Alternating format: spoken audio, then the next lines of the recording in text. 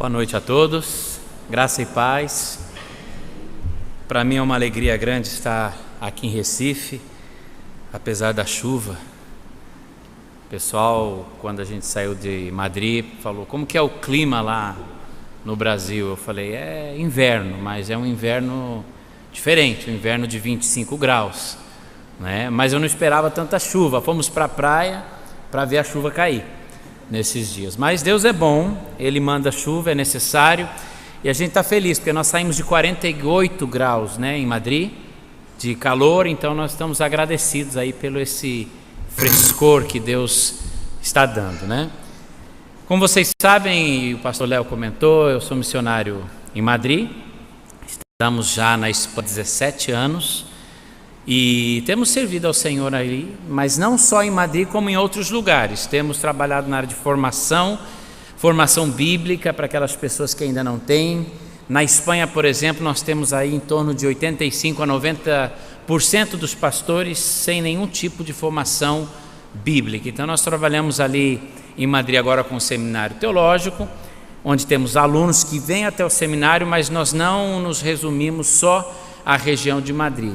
Nós estamos abrindo novos centros de extensão em outras cidades da Espanha. Estamos já em Barcelona, em San Sebastián, no norte, no País Basco, e agora vamos abrir um novo centro em Málaga e outro em Ciudad Real. Por quê? Porque muitos pastores estão tendo suas atividades ministeriais e não podem deixar o ministério para poder ir até Madrid e fazer o nosso seminário de 4 anos intensivo ali. Então nós vamos até eles e damos um programa de formação intensivo. Nós vamos e damos um sábado por mês, de 9 da manhã até 6 da tarde, e ali estamos com ele dando tarefas durante as outras semanas, e Deus tem abençoado. Agora no mês de maio nós tivemos uma formatura onde aproximadamente 38 alunos se formaram nos nossos programas. E além disso estamos expandindo, já estamos na Índia há 2 anos, temos 2 centros de formação na Índia, um em Bihar, que é o estado mais populoso ali da Índia. Temos aproximadamente 60 pastores em Bihar e outros 60 pastores em Chennai, que é no sul da Índia. Chennai é uma cidade conhecida porque é a cidade que diz a tradição que Tomé chegou para evangelizar, né? Foi um dos discípulos que foram ali evangelizar naquela região.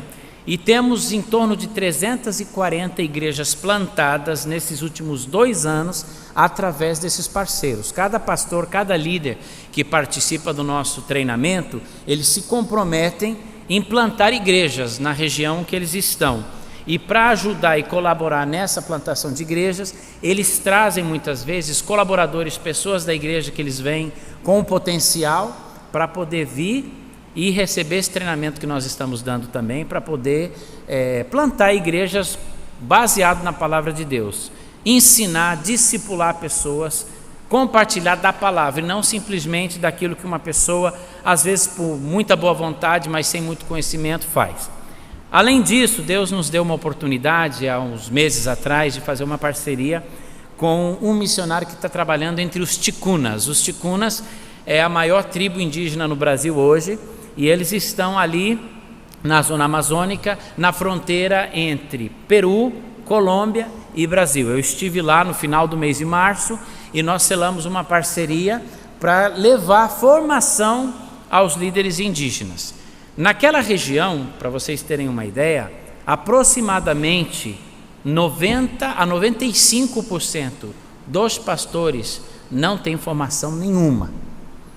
Então nós estamos começando um projeto de formação em novembro, onde nós vamos fazer módulos a cada 2 meses. Então nós vamos ter 6 módulos de formação bíblica por ano, e a formação completa vai durar 3 anos. E tudo isso a gente tem feito porque Deus tem sido gracioso conosco, portas se abriram e igrejas como essa têm colaborado com o nosso ministério. Por isso nós estamos muito agradecidos. Eu agradeço pessoalmente a vocês pela participação, pela colaboração com o nosso ministério.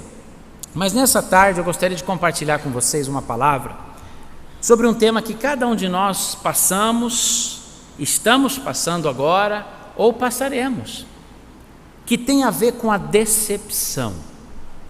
Muitos de nós, no nosso passado, tivemos situações que marcaram nossas vidas. Eu me lembro de uma situação que ficou muito marcada em mim quando eu era criança ainda. Eu tinha um tio-avô que ele era muito querido, ele sempre ia lá em casa, conversava, brincava conosco, e nós tínhamos um carinho muito grande para com esse tio. Tio-avô, ele era tio do meu pai, mas de tabela a gente chamava de tio também.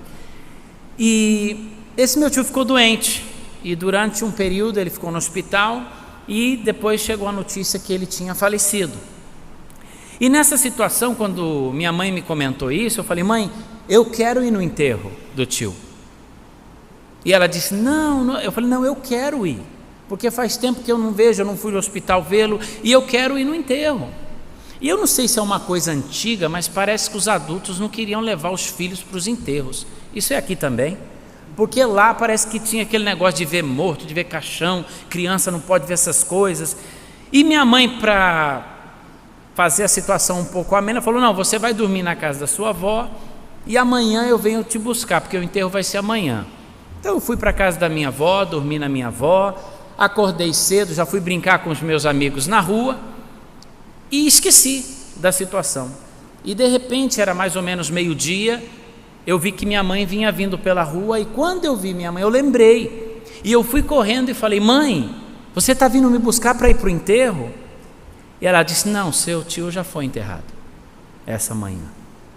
Mas mãe, você disse que ia vir. Ela desconversou e disse: mas aquilo me marcou, porque eu me senti enganado, traído. Eu queria muito ver o meu tio. E às vezes você pode estar pensando: mas que situação mais pequena. Mas se você pensar na tua infância, no teu passado, quantas situações, talvez até aparentemente bobas, marcaram o teu coração. E eu me lembro que ali naquele momento eu pensei: eu não posso confiar nem na minha mãe, porque ela me prometeu que ia me buscar e não veio. Criança não tem tanto discernimento.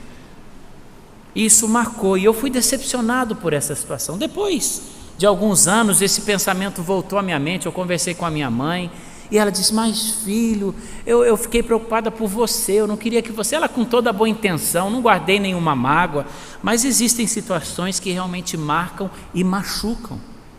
Decepções vividas, decepções que agora, nesse exato momento, você que está aqui, está passando e atravessando com pessoas, com situações. E a pergunta que vem à nossa mente é: como que eu faço para lidar com a decepção?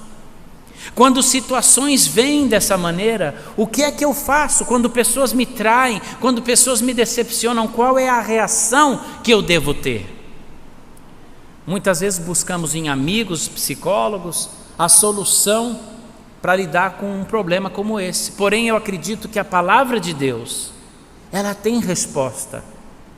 Ela nos mostra como nós podemos lidar com situações difíceis, de mágoa, de decepção.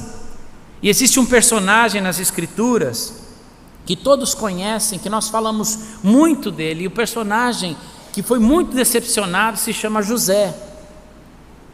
O texto, ele é muito amplo, é muito longo, nós não vamos ler tudo, mas nós vamos caminhar um pouco pela vida de José e analisar como ele foi decepcionado e qual foi a sua resposta diante da decepção. Um resumo da vida de José, pode-se falar que ele era o filho predileto de Jacó, ou como dizem alguns, o prediletinho, né? O queridinho. E ele cresceu ali com seus irmãos, e os seus irmãos tinham já percebido que havia um certo carinho especial de parte de Jacó para com José. Seus irmãos não gostaram. José tem alguns sonhos que ampliam ainda mais essa dificuldade relacional entre José e os irmãos. Os irmãos o vendem para o Egito. Na verdade iam matá-lo, mas não o fizeram e venderam ele como escravo. Ele chega no Egito, ele vai para a casa de Potifar, ele trabalha, se torna o administrador da casa, tem a confiança do seu chefe. A esposa do chefe começa a olhar com outros olhos para José, começa a assediá-lo, ele foge ela grita e diz: esse hebreu quis abusar de mim. O chefe fica bravo, coloca na cadeia. Ali na cadeia ele ganha o favor do carcereiro, começa a administrar a cadeia, igual aqui, né? Se colocasse uma pessoa ali interna para administrar, como seria? No caso de José foi diferente, existia uma confiança muito grande, tinha um favor de Deus sobre a vida de José. Ele interpreta sonhos, e os sonhos que ele interpretou realmente aconteceu, o que ele interpretou realmente aconteceu. E um deles, que voltou a ser o copeiro do rei, de Faraó, depois de um tempo, Faraó também tem sonhos, e esse copeiro diz: olha, tem uma pessoa que revelou alguns sonhos que eu tive e me explicou, e aconteceu como realmente ele falou. Então Faraó lhe chama, ele revela o sonho e é colocado como governador do Egito. Essa é a história de José que nós sabemos, e eu gostaria de especificamente falar acerca de algumas decepções que ele teve, porque talvez, se a gente dedica um pouquinho mais de tempo para essas decepções, a gente pode relacionar com as nossas e entender o que aconteceu com ele, o que está acontecendo conosco, e deixar que o Espírito de Deus nessa tarde use a sua palavra para poder trazer também a resposta que nós precisamos, igual que José precisou na época dele.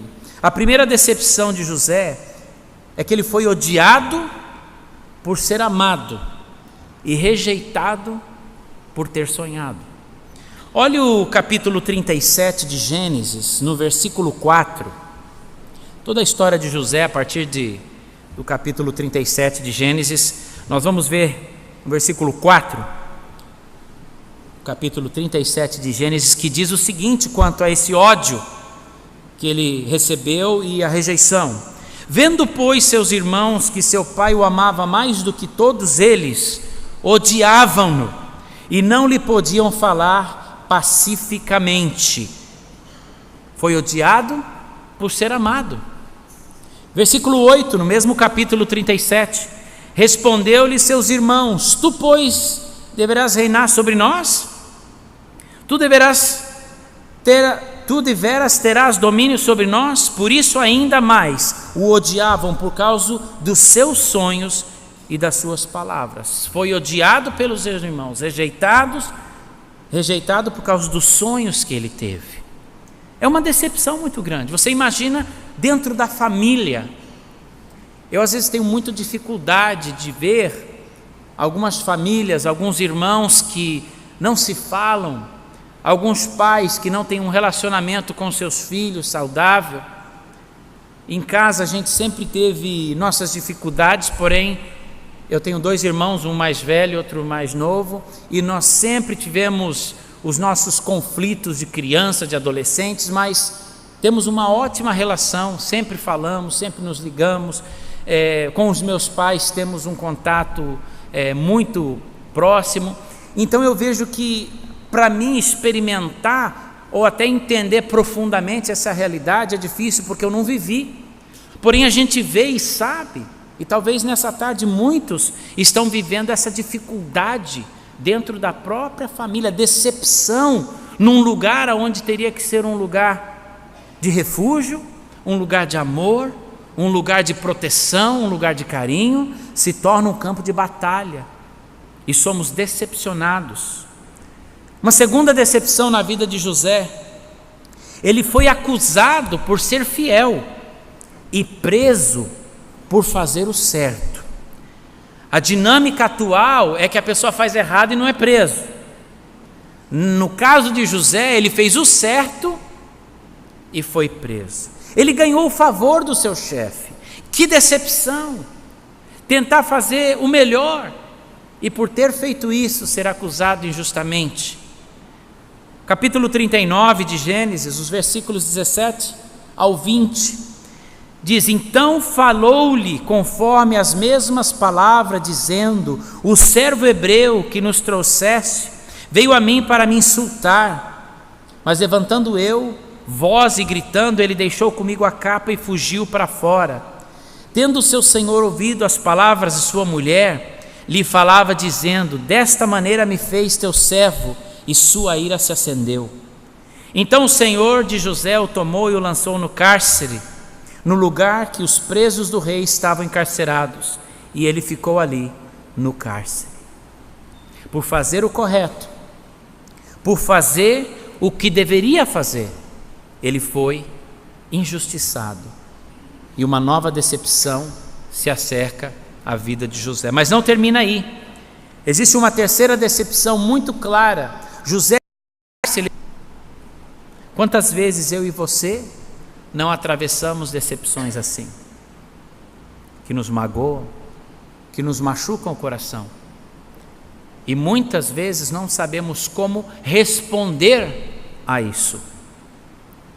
É como se estivéssemos numa situação de ferida profunda, que quando alguém toca nessa ferida, a gente grita automaticamente com dor.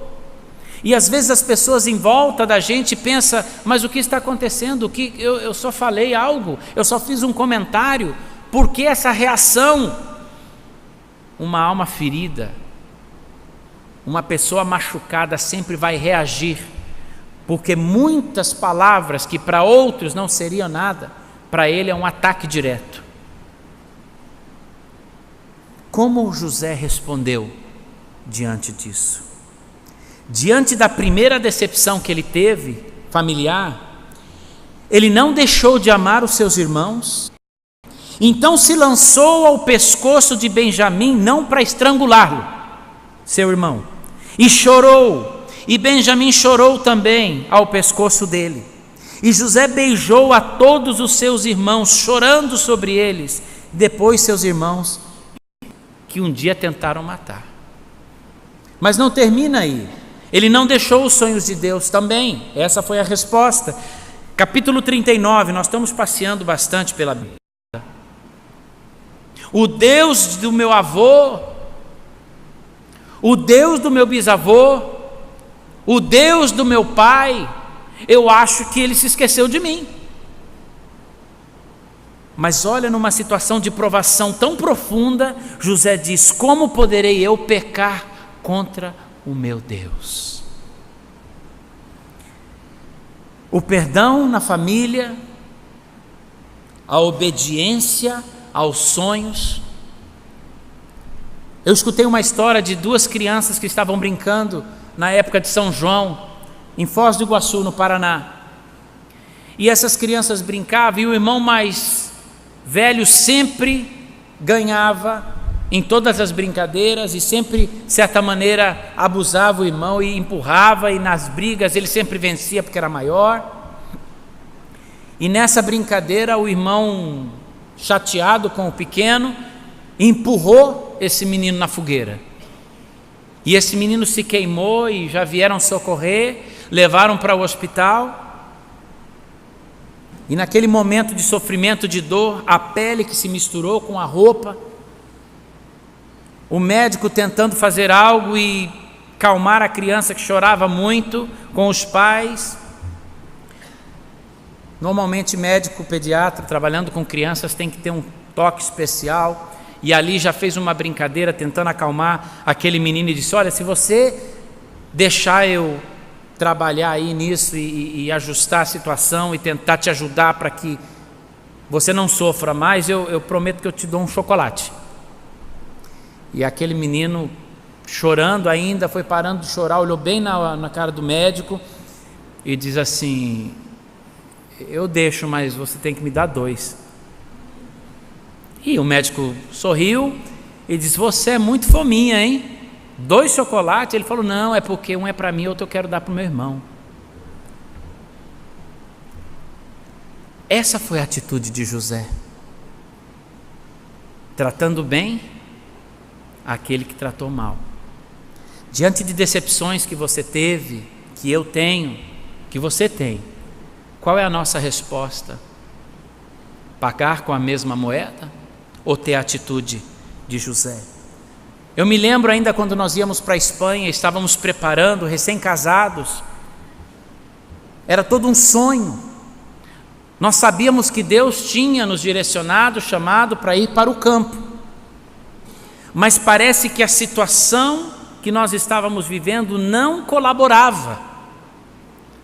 Nós estávamos levantando o apoio financeiro para ir e não conseguíamos a totalidade. Dei entrada no visto, o visto não saía, o que normalmente durava entre 2 meses no máximo. Nós estávamos chegando já quase 8 meses e o visto não saía. Novas oportunidades apareceram para que ficássemos aqui no Brasil, pastoreando uma igreja, trabalhando com algum ministério. E muitas pessoas vinham para nós e você não percebe que Deus não quer que você vá para a Espanha? Deus não quer, Deus está fechando as portas. Mas nós não desistimos do sonho que nós tínhamos, da visão que Deus tinha nos dado. E não foi fácil, porque além de lutar contra situações reais, nós estávamos lutando contra até mesmo pessoas próximas, amigos, que não entendiam e queria de certa maneira que nós desistíssemos desse sonho. Mas eu posso te dizer nessa tarde que vale a pena a gente sonhar. Vale a pena a gente sonhar. Quando eu faço uma retrospectiva desses 17 anos, de tudo que Deus fez, eu posso dizer que vale a pena.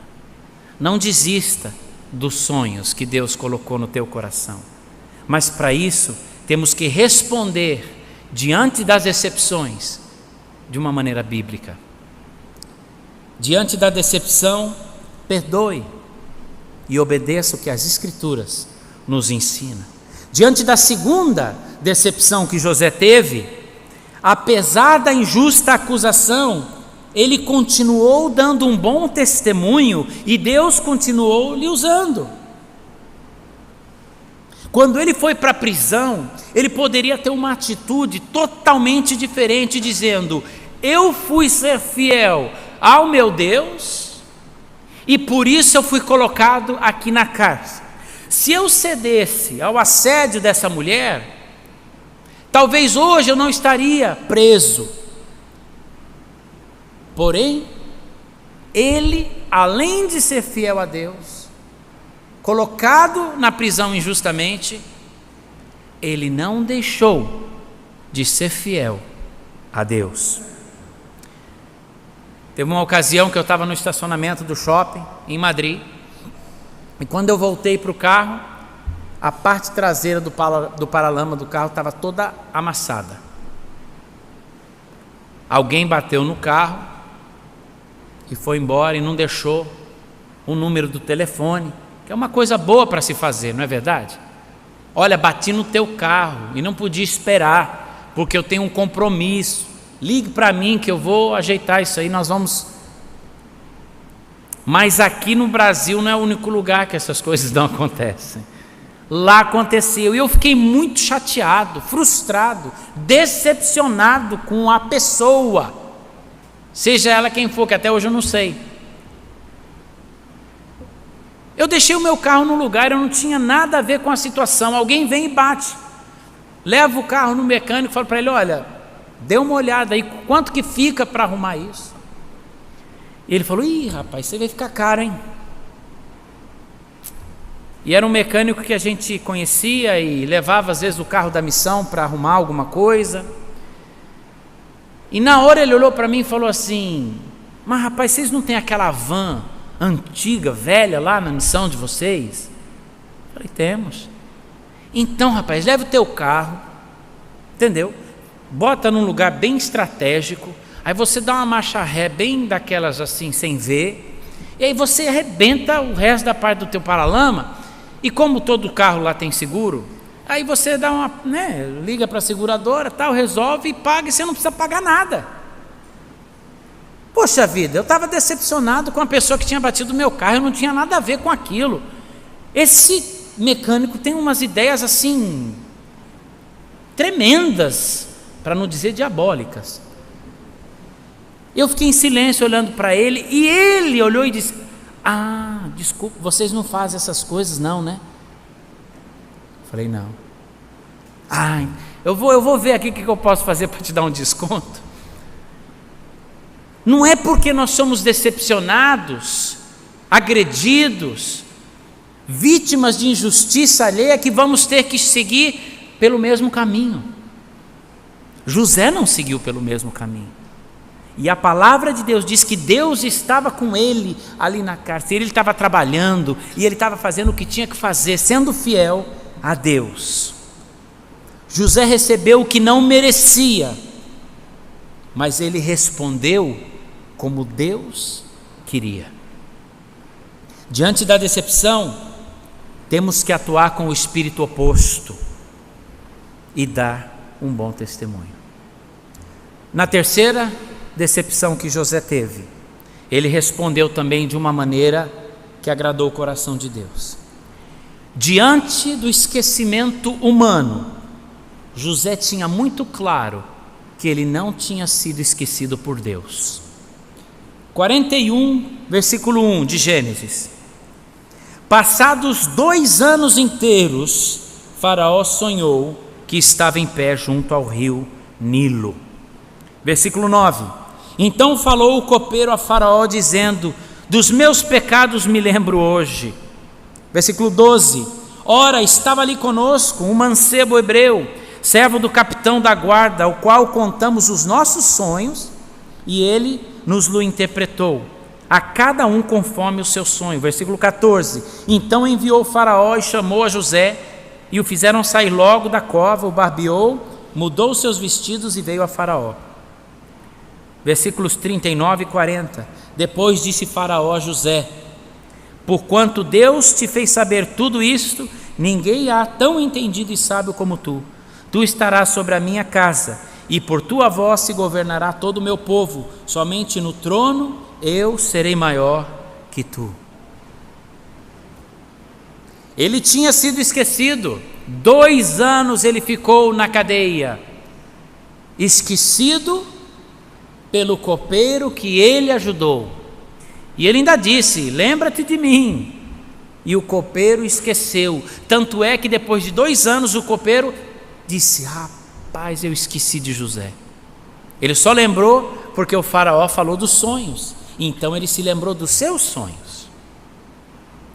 Alguns anos atrás, nós estávamos na Espanha, trabalhando no ministério, e o diretor de uma faculdade nos Estados Unidos me ofereceu pessoalmente uma bolsa para fazer um mestrado. Naquele momento eu disse: eu não sei se eu quero fazer mestrado não, a gente está trabalhando aqui, está bem, Deus tem feito a obra e não quero mexer com isso agora. Porém nós oramos, buscamos a Deus e começamos a entender que Deus tinha para nós um tempo separado para aprimorar o nosso ministério. Então, orando, conversando com esse diretor, ele deu as condições, colocou diante de nós as condições que eram muito boas, e baseado nisso, em oração, conselho, nós decidimos ir. Vamos fazer esse mestrado. Isso, nós teríamos que sair da Espanha e passar 2 anos nos Estados Unidos para poder fazer esse mestrado. Começamos a nos preparar, começamos a delegar áreas de responsabilidades que tínhamos ali em Madrid, e quando tudo já estava certo, já tinha deixado várias áreas de responsabilidade, anunciado a nossa saída temporal, eu recebo informação do próprio seminário e faculdade de que eu teria alguns requisitos a mais para cumprir que não estavam no programa. E nessa comunicação, mas olha, não, eu não preciso disso e disso que você está pedindo. Porque o diretor, eu tinha contato, eu tinha almoçado com o diretor, ele pessoalmente me ofereceu a bolsa presidencial, como eles dizem. Até que um momento chega o e-mail dizendo: olha, esse diretor já não está mais na direção, ele saiu. Ou você acata as condições que eu lhe estou dizendo, ou você não vem. E você pensa: eu já fiz toda a comunicação, estou num processo de transição, emocionalmente a gente já estava deixando para que essa pessoa te diga isso. O próprio e-mail desse diretor era um e-mail corporativo, então era o e-mail do seminário. Por ele não estar mais no seminário, ele já não estava usando aquele e-mail. E eu lembro que eu conversei com um amigo que tinha me apresentado a esse diretor, e eu falei: o que nós faremos agora? E ele me disse uma coisa que me marcou muito. Ele falou: nós não temos mais o diretor, mas nós temos o Deus do diretor. E aquele que está te direcionando para fazer o que você tem que fazer, em oração, através de conselheiros, vocês tomaram essa decisão. Deus está no controle. Por mais que você seja esquecido do homem, Deus não se esquece de nós. Irmãos, para fazer um resumo da situação, Deus nos abriu uma porta que não tem nem comparação com aquela faculdade que nós íamos estudar. Uma faculdade de mais ou menos uns 300 alunos, com umas instalações de mais ou menos um quarteirão. Para mim aquilo era um mundo, uma coisa extraordinária.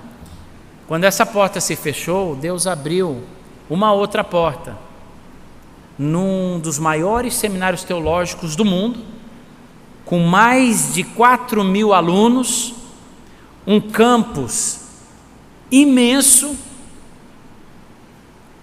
com moradia dentro do campus, e tudo o que eu nem imaginava que poderia um seminário oferecer, esse seminário oferecia. Mas o melhor de tudo é que eu tinha também a bolsa presidencial nesse outro seminário. Terminei o meu mestrado, voltamos para a Espanha, e agora eu estou cursando o doutorado, também com bolsa presidencial. Deus não esquece de nós, ainda quando os homens se esquecem.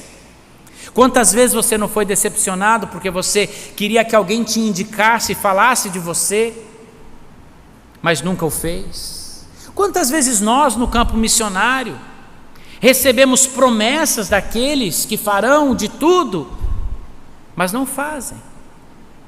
Mas a nossa resposta é entender que Deus não se esquece de nós, que Deus está conosco, que Deus é aquele que nos ajuda quando nós passamos pelas decepções da vida.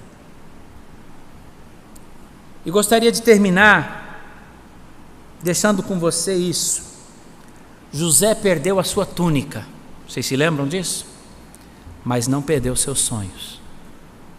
José perdeu a sua capa, mas não perdeu a sua integridade. José foi esquecido pelos homens, mas não foi esquecido por Deus. Diante das decepções, obedeça a palavra de Deus. Caminhe nos princípios de Deus, para que assim possamos glorificar o nome de Deus. Vamos orar. Pai, nós te agradecemos pela tua palavra. Te agradecemos porque ela nos inspira, nos ajuda. Senhor, nós vivemos num mundo caído, nós vivemos num mundo, Senhor, que nos traz a cada dia decepções. Quando ligamos o rádio, a televisão, as notícias que recebemos, somos decepcionados com elas. Comentários de nossos familiares, às vezes, nos decepcionam. Situações dentro da nossa empresa, trabalho, pessoas de nossa confiança que a quebram. Mas Deus, essas coisas que experimentamos, essas situações que vivenciamos, elas não estão distantes da tua presença. O Senhor continua conosco, o Senhor está vendo, o Senhor sabe o que sentimos. E a minha oração nessa tarde é que o Senhor possa nos ajudar a responder como respondeu José. Porque, Senhor, nós vemos o futuro hoje nosso passado, mas para José o seu futuro, sendo governador do Egito, algo que ele não imaginava quando foi vendido como escravo. Porém, por responder positivamente, conforme os teus princípios, diante das adversidades, o Senhor cumpriu teus propósitos e José foi colocado no lugar alto, onde ele glorificou o teu nome e através disso preservou o teu povo. Te agradeço, Deus, porque o Espírito Santo mora em nós, habita em nós, nos fortalece e nos ajuda a responder positivamente diante das adversidades e decepções da vida. Que possamos sair nessa tarde desse lugar entendendo que o Senhor está conosco, mas também, Senhor, entendendo o que eu devo fazer, como eu devo responder, quais passos eu tenho que dar para poder agradar o teu coração. Ajuda-nos, Senhor, em nome de Jesus. Amém.